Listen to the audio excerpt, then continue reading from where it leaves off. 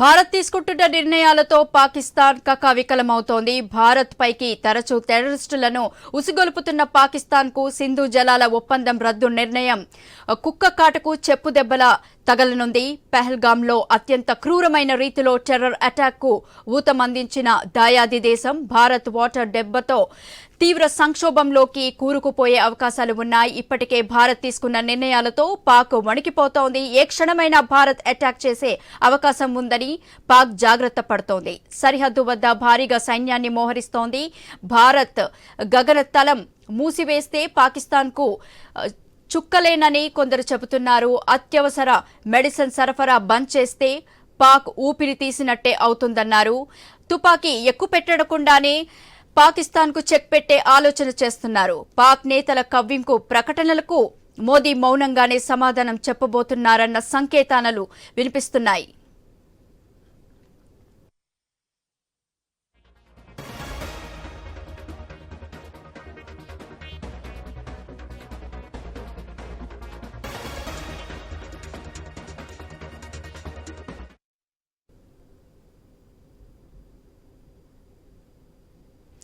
భారత్ తీసుకుంటున్న నిర్ణయాలతో పాకిస్తాన్ కకావికలమవుతోంది. భారత్ పైకి తరచూ టెర్రరిస్టులను ఉసిగొలుపుతున్న పాకిస్తాన్ కు సింధు జలాల ఒప్పందం రద్దు నిర్ణయం కుక్కకాటకు చెప్పు దెబ్బలా తగలనుంది.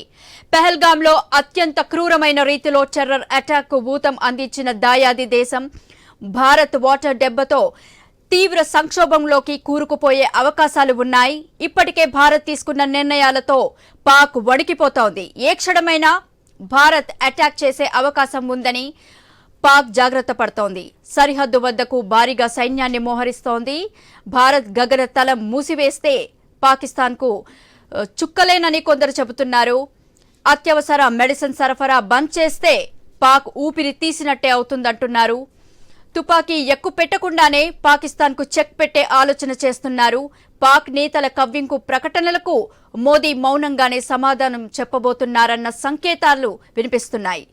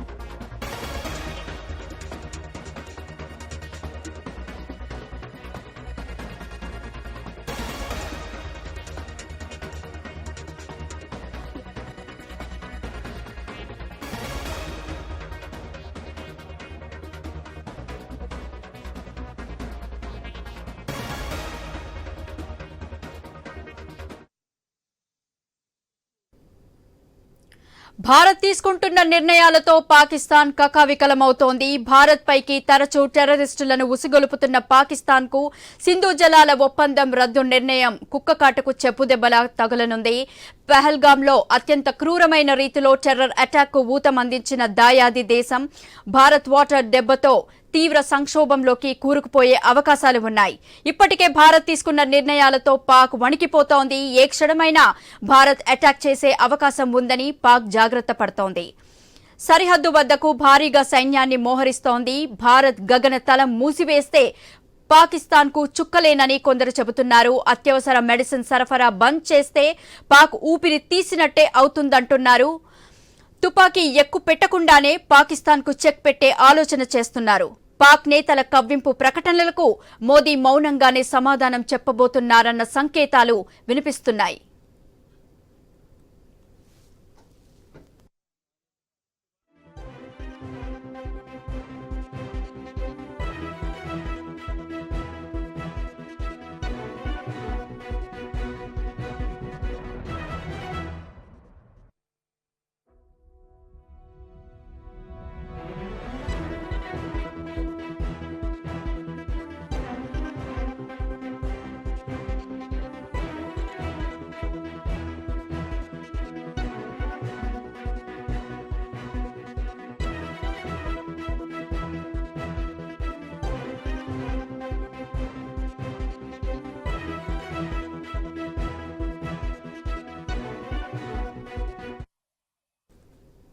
దీనిపై మరింత సమాచారం మా ప్రతినిధి శ్రీకాంత్ ఇన్పుట్ ఎడిటర్ మరింత సమాచారం లైవ్ లో అందిస్తారు. శ్రీకాంత్.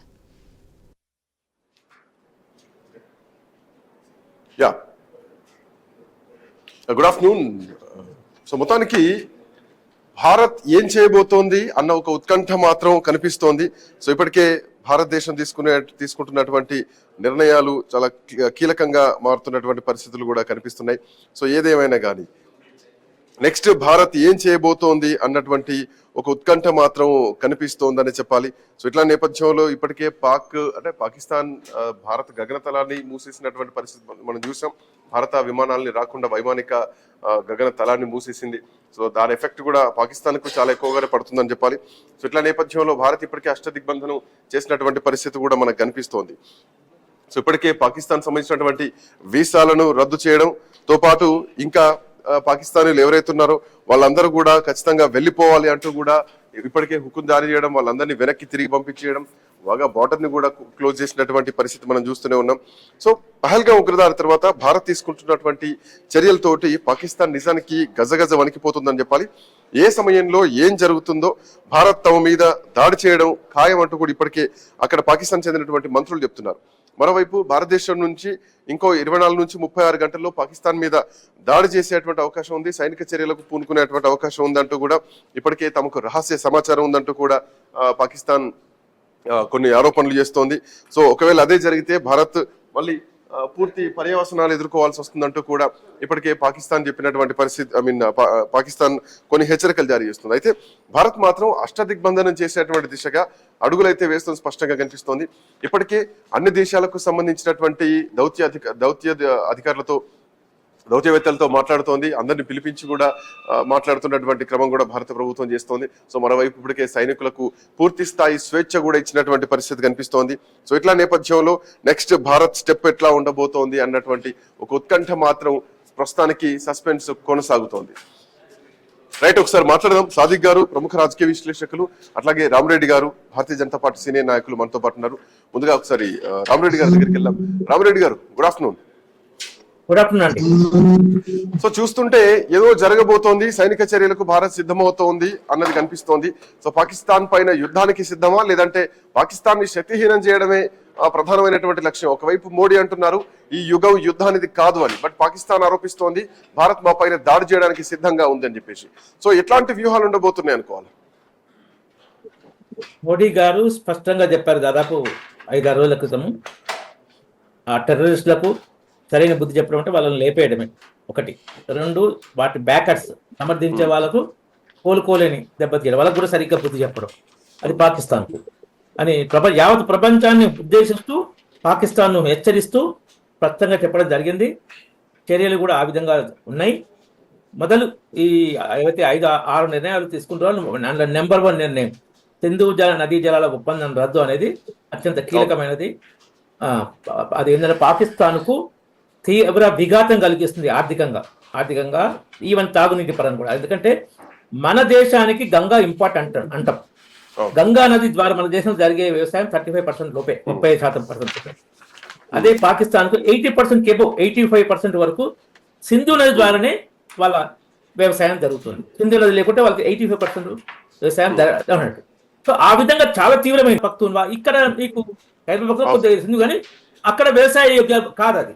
కాబట్టి సింధు నది జలాల ఒప్పంద రద్దుతో ఏదైతే నెహ్రూ ఘోరంగా 20% మన దేశంలో లభ్య నీటిలో 20% అరౌండ్ మనకే ఓన్లీ 20% అరౌండ్ వాళ్ళకు దాదాపు 80% నీళ్ళు ఇవ్వడం అనేది చాలా తప్పుండి. ప్రపంచంలో ఏ దేశ నాయకుడు తీసుకుంటూ కానీ ఇప్పటిదాకా ఇన్ని యుద్ధాలు ఇంత తీవ్రంగా భరించాలి. ఇప్పుడు పుల్వామా పహల్గాం దాడి తర్వాత పాకిస్తాన్కు ఈసారి ఇక మళ్ళీ ఒకసారి ఇలాంటి ఆలోచన కళలో కూడా చేయకుండా బుద్ధి చెప్పాలని నిర్ణయం జరిగింది. అది ఈ నిర్ణయాలతోనే కాకుండా అష్టదిగ్బంధనాలతో కాకుండా ఈవెన్ ఇప్పటికే సింధు నదీ జలాల ఒప్పందాన్ని రద్దు చేసుకుంటున్నామని ప్రకటించింది భారత ప్రభుత్వం. మరోవైపు పాకిస్తాన్ ఆల్మోస్ట్ భారతదేశం మీద డిపెండ్ అయ్యి ఉంటుంది. ఈవెన్ మెడిసిన్ విషయంలో కానీ, వైద్య రంగానికి సంబంధించినటువంటి విషయం కానీ అక్కడ వాళ్ళంతా భారతదేశానికి వచ్చి ట్రీట్మెంట్ చేసుకుంటా ఉంటారు. సో వైద్యంలో కూడా చాలా లోపాలు ఉన్నాయి. పాకిస్తాన్ లో చాలా కొంత కొరత ఉంది. ఇటు వ్యవసాయానికి కూడా కొరత ఉన్నటువంటి పరిస్థితి అనిపిస్తుంది. అయినా పాకిస్తాన్ చేస్తున్నటువంటి కవ్వింపు చర్యలను ఎట్లా చూడొచ్చు? సో అసలు యుద్ధమే అంటే యుద్ధం వాళ్ళు యుద్ధానికి ఏంటంటే- కాదని మోడీ చెప్తుంటే యుద్ధానికి సిద్ధమవుతోంది భారత్ ఏదో చేస్తోంది అంటూ కూడా ఏదో సామెత ఉంటుంది, గుమ్మడికాయలు దొంగేవాలంటే భుజాలు తడినట్టు. సో పాకిస్తాన్ అది వ్యాఖ్యలు ఎట్లా చూడొచ్చు? మేకపోతు కార్మికుల లాగా కూడా చూడాలి, అంతకన్నా ఎక్కువ పిచ్చి కుక్క చేసేలాగా చూడాల్సిందే పాకిస్తాన్ చేతులు. ఆ హఫీజ్ సయీద్ వాడు ఏమంటాడు, మీరు హిందూ నది నీళ్ళు ఆపేస్తే మీ ఊపిరి ఆపేస్తామంటాడు. ఏంటి అది? వాడు వాళ్ళు ఎంత, వాళ్ళ స్థాయి ఎంత, ఊపిరి ఆపేస్తామని అనడం చూడండి. అది పిచ్చి చేష్టలు, పిచ్చి కుక్క చేష్టలు. ఆ మంత్రి కూడా ఆయన మాట్లాడడం, ఆయన బిలాల్ ఎవడు, ఆయన భుట్టో మనవడు. ఎందుకంటే అన్ని పార్టీల కూటమి అలయన్స్ గవర్నమెంట్ అంటుంది, నెక్స్ట్ నేను గెలవాలంటే నేను పాకిస్తాన్ ప్రజలను రెచ్చగొట్టాలని సొంత రాజకీయం కోసం దేశాన్ని ముక్కలు చేసే పని తెచ్చుకుంటారు పాకిస్తాన్ నాయకులు. అక్కడ ఇప్పుడు ఎన్ని సమస్యలున్నాయి? బెలూచిస్తాన్ లిబరేషన్ ఆర్మీని ఎదుర్కొనే ఆఫ్ఘనిస్తాన్ తో రెండు వైపుల నుంచి ఆఫ్ఘనిస్తాన్ కూడా ఉంది. అక్కడ ఇంకా సున్నీ షియా తెగ మామూలుగా లేదు. ప్రతి షియా పండుగకు బాంబులు వెళ్తుంటాయి పాకిస్తాన్ లో. ఆర్థికంగా కూడా విచ్చెమెత్తుకుంటుంది పాకిస్తాన్. వీళ్ళందరికీ తెలుసు ఈ విషయం. ప్రపంచ తీవ్రవాదానికి అడ్డ పాకిస్తాన్ ప్రపంచ దేశాలందరికీ కూడా తెలుసు. కాబట్టి ఏ దేశం ఏవైతే 3-4 దేశాలు, టర్కీనో చైనానో ఇలాంటి 3-4 దేశాలు ఏమన్నా లిప్ సింపతినో ఏదో స్టార్టింగ్ సపోర్ట్ ఇవ్వచ్చు, కానీ 200 పైగా దేశాలు భారత్ దిక్కు ఉంటాయి. మోరల్ గా ఉంటాయి, మిగతా సపోర్ట్ ఇచ్చే సపోర్ట్ ఉంటాయి, కీలకమైన దేశాలు ఉన్నాయి అందులో.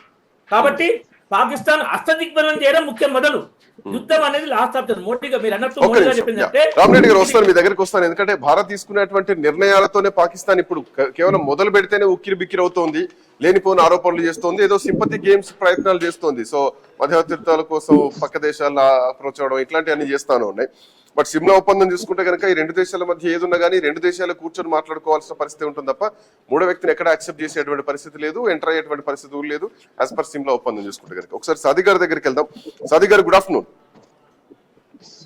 గుడ్ ఆఫ్టర్నూన్ అండి. సాదిక్ గారు, 2 దేశాల మధ్య చాలా ఉద్రిక్తమైనటువంటి పరిస్థితులు కనిపిస్తున్నాయి, మాటల దాడులు కనిపిస్తున్నాయి. ఇప్పటికే భారత విమానాలు తమ గగనతలంలోకి రావద్దంటూ పాకిస్తాన్ నిర్ణయం తీసుకుంది. పాక్ ను అష్టదిగ్బంధనం చేయడానికి భారత్ కూడా అట్లాంటి నిర్ణయాలు తీసుకుంటే నష్టపోయేది భారత్ అని చెప్పాలి. మరోవైపు పాకిస్తాన్ సంబంధించినటువంటి నౌకలు గాని ఓడలు గాని ఏవైతున్నాయో పోర్టుల్లో నిలిపే అటువంటి ఆ పరిస్థితులను కూడా రద్దు చేసేటువంటి అవకాశాలు ఉన్నాయన్నటువంటి లీకులు కూడా కనిపిస్తున్నాయి. పోర్టుల్లో నిలిపేసేటువంటి అవకాశాలను కూడా రద్దు చేసే ఛాన్సెస్ ఉన్నాయన్నది కూడా ఒక వాదన బలంగా వినిపిస్తోంది. ఒకవేళ గగనతలంపై నిర్ణయం గనక అమల్లోకి వస్తే పాకిస్తాన్ ఎట్లాంటి రియాక్షన్ ఉంటుంది, పాకిస్తాన్ కి ఎట్లాంటి నష్టం కలుగుతుందని చెప్పాలి. సో భారత్ అష్టదిగ్బంధనం దిశగా అడుగులు వేస్తుందా, పాకిస్తాన్ ని పూర్తిగా శక్తిహీనం చేసేటువంటి ప్రయత్నాలు జరుగుతున్నాయా? ఖచ్చితంగా భారత్ తీసుకునే నిర్ణయాల వల్ల పాకిస్తాన్ ఉక్కిరి బిక్కిరి అవుతుంది. అయితే దీంట్లో చాలా ముఖ్యమైన విషయం ఏంటంటే మనకి బయట దేశాల నుంచి కొన్ని సందేశాలు వస్తాయి. ఎప్పుడైతే మనము ఈ నిర్ణయాలను తీసుకుంటున్నామో మనకి మనంగా మనం అలీన దేశంగా ప్రకటించుకున్నాం.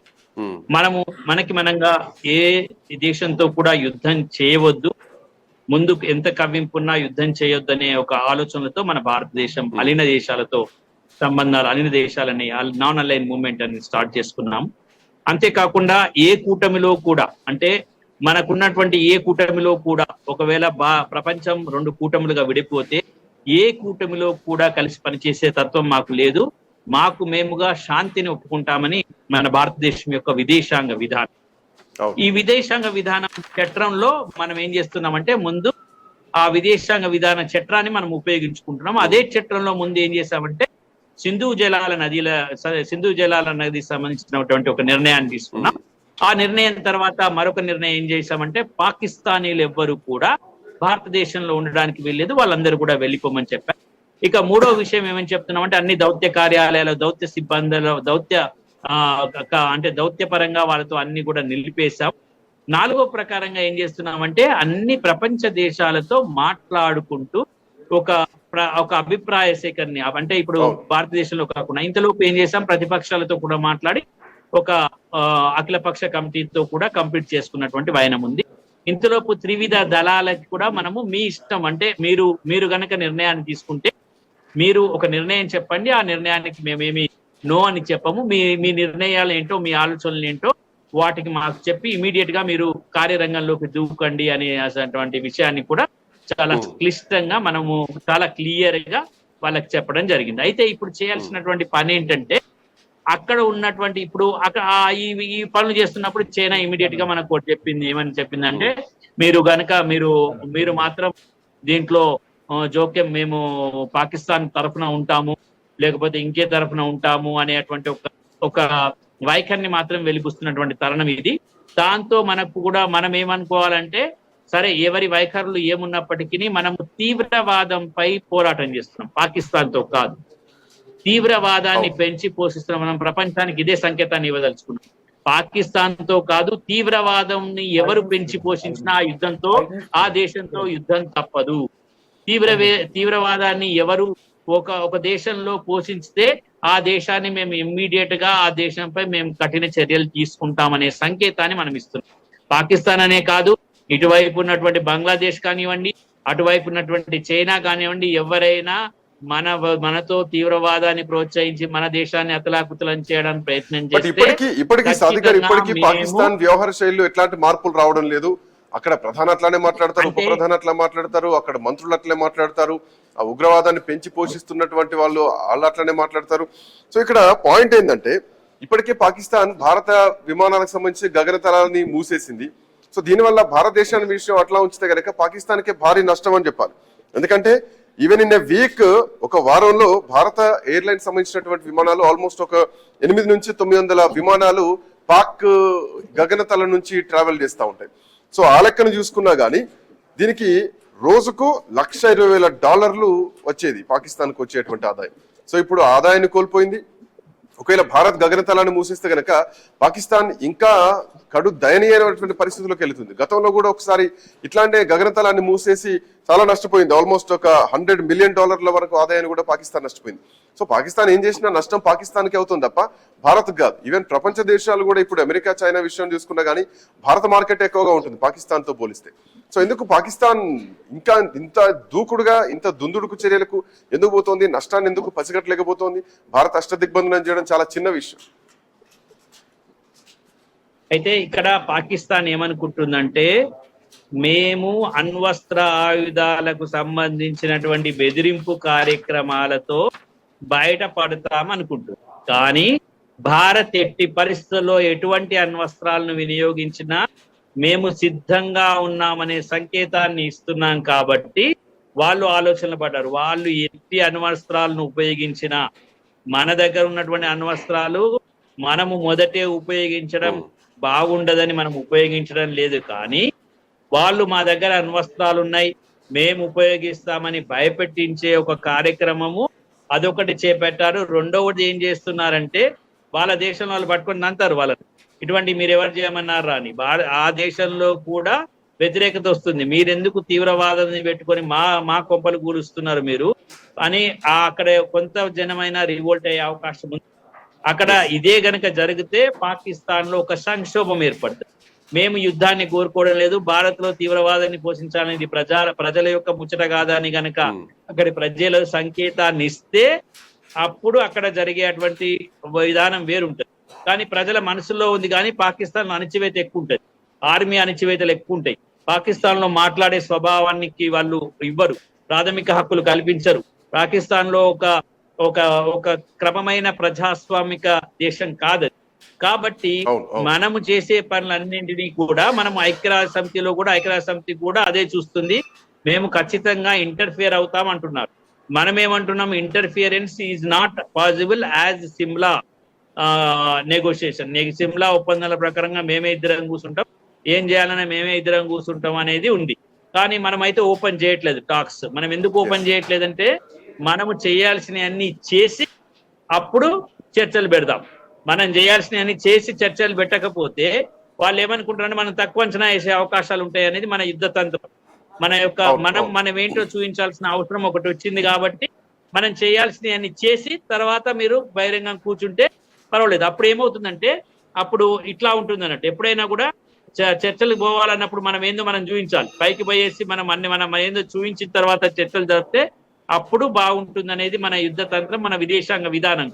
అయితే విదేశాంగ విధానంలో ఒక చిన్న విషయాన్ని కూడా గుర్తుపెట్టుకోవాల్సిన విషయం ఏంటంటే మనము అక్కడికి సంబంధించిన అక్కడి మీడియాకు సంబంధించినటువంటి వాటిని అక్కడ ఏం జరుగుతుందనే ప్రశ్న మీరు నాకేసారు. అంటే అక్కడ సింధు నది జలాలను ఆపేసినప్పుడు అక్కడ వాళ్ళు ఏ విధంగా దాన్ని ప్రజలు గనక దాన్ని తిరుగుబాటుగా స్వీకరిస్తే మీ వల్ల మేము నష్టపోతున్నామని అది జరిగితే మన వ్యూహంలో అనేక భాగాలు సక్సెస్ అయినట్టు, మన వ్యూహం కొంతవరకు నెరవేరినట్టు. అది మనం గుర్తించాల్సిన విషయం. ఇంకా మనం ఏం జరుగుతుందో కొంత సమయం పడుతుంది. వస్తాను సాది గారు, వస్తాను. ఒకసారి రామరెడ్డి గారు కూడా ఉన్నారు. రామరెడ్డి గారు ఇక్కడ వ్యూహాత్మకంగా వెళ్తుంది, స్పష్టంగా కనిపిస్తోంది. సో పాకిస్తాన్ కు బుద్ధి చెప్పడానికి చాలా ప్రయత్నాలు కూడా జరుగుతున్నాయి అన్ని విధాలుగా. ఇప్పటికే పాకిస్తాన్ సంబంధించినటువంటి నౌకలను పోర్టుల్లో నిషేధించేటువంటి పరిస్థితి కూడా వస్తుందా? భారత ప్రభుత్వం నిర్ణయం తీసుకుంటుందా? అట్లా చేస్తే పాకిస్తాన్ కు భారీ నష్టం అని చెప్పాలి. అట్ సేమ్ టైం ఒకవేళ భారత గగనతలాన్ని మూసేస్తే గనక పాకిస్తాన్ కు భారీ నష్టం అని చెప్పాలి. చైనా కౌలాలంపూర్ అటు నుంచి మళ్ళీ శ్రీలంక కౌలాలంపూర్ నుంచి విమానాలు ట్రావెల్ చేస్తే ఖచ్చితంగా అది పాకిస్తాన్ కి ఇంకా భారీ నష్టం అనే చెప్పాలి. ఆర్థికంగా ఇంకా కుదేలయ్యేటువంటి పరిస్థితి పాకిస్తాన్ అని చెప్పాలి. అండ్ పాకిస్తాన్ తీసుకున్నటువంటి నిర్ణయాలతో ఇప్పటికే ఆల్మోస్ట్ ఇందాక మనం మాట్లాడుకున్నట్టు 800 నుంచి 1000 విమానాలు వారంలో ట్రావెల్ ఇస్తున్నాయంటే పాకిస్తాన్ కి ఇది భారీ నష్టం ఆర్థికంగా అనేటువంటి అంశం కనిపిస్తుంది. బట్ వ్యూహం ఏంటి? ఒకవైపు అంటే అత్యవసర పార్లమెంట్ సమావేశం ఏమైనా నిర్వహించేటువంటి అవకాశం ఏమైనా ఉంటుందా? ప్రస్తుతానికి అన్ని పార్టీలను పిలిచి అట్లాంటి సమావేశం ఏమైనా పెడతారా, లేదంటే ఏకపక్ష నిర్ణయాలతో వెళ్తారా? సో ఆర్మీకి ఫ్రీ హ్యాండ్ ఇస్తున్నారంటే దీన్ని ఎట్లా భావించాలి? సింధు నది జలాల ఒప్పందాన్ని రద్దు చేసుకుంటున్నాం, నీళ్లు ఇవ్వమంటే ఓకే ఇది యుద్ధం ప్రకటించింది భారతదేశం అంటూ ఇప్పటికే పాకిస్తాన్ క్లెయిమ్ చేసుకుంటున్నటువంటి పరిస్థితి, వాళ్ళు సిద్ధమవుతున్నారు. సో ఎట్లాంటి వ్యూహాలు ఉండొచ్చు రామరెడ్డి గారు? ఆల్రెడీ అఖిలపక్ష సమావేశం జరిగింది. అందులో రాజకీయ పార్టీలు, ప్రతిపక్ష పార్టీలు కూడా దాన్ని ప్రభుత్వం, కేంద్ర ప్రభుత్వం, మోడీ ప్రభుత్వం తీసుకున్న నిర్ణయానికి మద్దతుగా ఉంటాం, తీసుకోండి చెప్పడం జరిగింది. దీని మీద పార్లమెంట్ సమావేశాలు అవసరం లేదు. అందులో పార్లమెంట్ సమావేశం వేస్తే రాజకీయ తగవులు మన దేశంలో కూడా మళ్ళా ఒక భిన్న ఏకత్వం దెబ్బతినే అవకాశం ఉంటుంది ఈ యుద్ధ సమయంలో, ఈ యుద్ధ వాతావరణ సమయంలో. కాబట్టి పార్లమెంట్ సమావేశాలు అవసరం లేదని నేను అనుకుంటున్నాను. ప్రభుత్వం దాన్ని బట్టి నిర్ణయాలు తీసుకుంటుంది. ఇంతకుముందు కూడా ఎప్పుడు యుద్ధ సమయంలో పార్లమెంట్ సమావేశాలు జరిగినట్టు నాకైతే గుర్తులేదు. ఇంకొకటి ఇంతకుముందు అలైన్ మూవ్మెంట్, ఏదో నాన్ అలైన్ మూవ్మెంట్ అన్నారు, అది డెడ్ మూవ్మెంట్, అది ఫెయిల్యూర్ మూవ్మెంట్. దాని మార్షల్ టీటో అనుకోండి, యుగోస్లావియా ప్రెసిడెంట్ ఉండే ఆయన వన్ ఆఫ్ ది ఫౌండర్. ఆ దేశమే ముక్కలైంది. మన దేశం చైనా చేతిలో ఓడిపోయింది. ఈయన నాన్ మూవ్మెంట్ శ్రీలంకకు పోయిన నెహ్రూ ఆ టైంలో చైనా మన 20 మంది సైనికులు చంపినప్పుడు. తర్వాత యూఎన్ సెక్రటరీ జనరల్ ఉండే అప్పుడు బుత్రోస్ గలి అని ఈజిప్ట్ నుంచి ఆయన ఏమన్నంటే 2 non aligned countries fighting for 7 to 8 years bringing danger to world peace అన్న ఇరాన్ ఇరాక్ యుద్ధానికి. కాబట్టి it failure movement, non align movement. మనం నాన్ అలైన్ మూవ్మెంట్ ఈ మధ్య దానికి చర్చలే లేదు ఎక్కడ నాన్ అలైన్ మూవ్మెంట్ అనేది. కాబట్టి ఆ టాపిక్ ఇర్రెలెవెంట్ నా దృష్టిలో అయితే, బీజేపీ దృష్టిలో కూడా.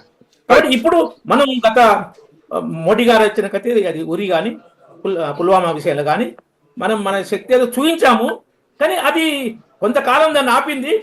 ఇప్పుడు అది పాకిస్తాన్ దౌర్భాగ్యం ఏంటంటే విచ్చెమెత్తుకునే పరిస్థితి, అంతర్గతంగా ఇలాంటి మూమెంట్లు, దేశాన్ని విచ్ఛిన్నం చేసే మూమెంట్లు జరుగుతున్న పరిస్థితి, సైన్యం నమ్మకం కోల్పోయిన పరిస్థితి.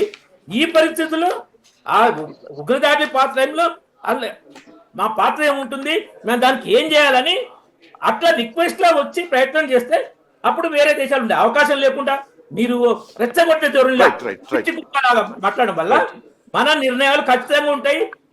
త్రివిధ దళాలు ఆల్రెడీ సముద్రంలో నౌకాబలం చూపించింది తను యుద్ధ ప్రిపరేషన్. ఎయిర్పోర్ట్స్ కూడా S-400 ఎక్కడ పెట్టాలని అక్కడ పెట్టినాం.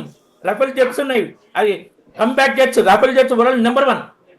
మనకి ఇంకెన్నో ఉన్నాయి, సూపర్ తేజస్ ఉన్నాయి, చాలా ఉన్నాయి. ఎయిర్పోర్ట్స్ మనకు చాలా బలంగా ఉంది. ఎయిర్పోర్ట్ మన ట్యాంకర్ కూడా వాళ్ళకి 3 రెట్లే ఉన్నాయి, యుద్ధ ట్యాంకర్. సో ఈ విధంగా ఏంటంటే ఇప్పుడు దేశం మొత్తం కూడా ఇంకోటి మన సమర్థ నాయకత్వం ఉంది. గత 5-6 ఏళ్లుగా పాకిస్తాన్ లో మాకు మోడీ లాంటి లీడర్ కావాలి, మోడీ లాంటి లీడర్ కావాలి, పాకిస్తాన్ ప్రజలు అన్న ఇంక్లూడింగ్ లీడర్. అయితే ఇక్కడ ఇంకోటి, ఎప్పుడున్న ప్రధాని షాబాజ్ షరీఫ్ ను వాళ్ళ అన్న నవాజ్ షరీఫ్ తమ్మి నువ్వు మోడీ భారత్ పెట్టుకోకు, అలాంటి పెట్టుకోకని వార్నింగ్ ఇచ్చారు. సో ఇది పరిస్థితి. కాబట్టి మనము మోడీ గారు ఏంటంటే ఎప్పుడు తొందరపడి నిర్ణయాలు తీసుకోరు. చూద్దాం మోడీ ఎట్లాంటి నిర్ణయాలు తీసుకోబోతున్నారు. థ్యాంక్ యూ రామరెడ్డి గారు, థ్యాంక్ యూ సాదిక్ గారు. సో ఒకవైపు సమావేశాలు జరుగుతూనే ఉన్నాయి, వరుస సమావేశాలు ఒక ఉత్కంఠను మాత్రం క్రియేట్ చేస్తున్నాయి. ఇప్పటికే ప్రధానమంత్రి నివాసంలో భద్రతా వ్యవహారాల కేబినెట్ CCS సమావేశం అయింది. దీంట్లో హోంమంత్రి అమిత్ షాతో పాటు రక్షణ శాఖ మంత్రి రాజ్నాథ్ సింగ్ ఉన్నారు. సో ఇది రెండో సమావేశం. సో మొదటి సమావేశం పహల్గామ్ దాడి జరిగినటువంటి నెక్స్ట్ డే జరిగింది, 23వ తారీఖు జరిగింది. మళ్ళీ ఇప్పుడు రెండో సమావేశం జరిగింది. సో ఇప్పటికే దీనికి సంబంధించి ఆర్మీకి, త్రివిధ దళాలకు ఫ్రీ హ్యాండ్ ఇచ్చారు. అటు ఇది యుద్ధాలది కాదు అని చెప్పినటువంటి ప్రధానమంత్రి. సో అటు పాకిస్తాన్ ఏమో యుద్ధం చేయబోతున్నారు, రక్షణ ఆర్మీ చర్యలు తీసుకోబోతోంది, సైనిక చర్యలకు దిగుతోంది భారత్ అంటూ కూడా పాకిస్తాన్ ప్రకటిస్తున్నటువంటి క్రమంలో సో ఎట్లాంటి వ్యూహాలు ఉండబోతున్నాయి, పాకిస్తాన్ ని అష్టదిగ్బంధనం చేయడానికి, ఆర్థికంగా కుదేలు చేయడానికి కూడా ఇంకా అవకాశాలు చాలా ఉన్నాయి. చూద్దాం ఎట్లాంటి నిర్ణయాలు ఉండబోతున్నాయి. That's all for now. Next updates continue అయితే కీప్ వాచింగ్ ఐ న్యూస్.